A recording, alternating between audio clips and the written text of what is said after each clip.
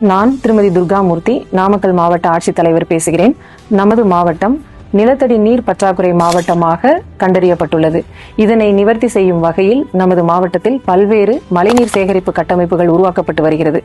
இதன் வகையில் கடந்த ஆண்டு மட்டும் சுமார் 8065 கட்டமைப்புகள் பல்வேறு நீர்நிலைகளில் நமது உள்ளாட்சித்துறை, ஊராட்சி மற்றும் நகராட்சி, மாநகராட்சி பகுதிகளில் பொதுமக்களாகிய நீங்களும் சேர்ந்து பல்வேறு கட்டமைப்புகள் உருவாக்கப்பட்டு சுமார் 50 கோடி நிதியில், அதில் சமூக பொறுப்பு நிதியும் உள்ளடக்கி நாம் கட்டமைப்புகள் ஏற்படுத்தி இருக்கிறோம்.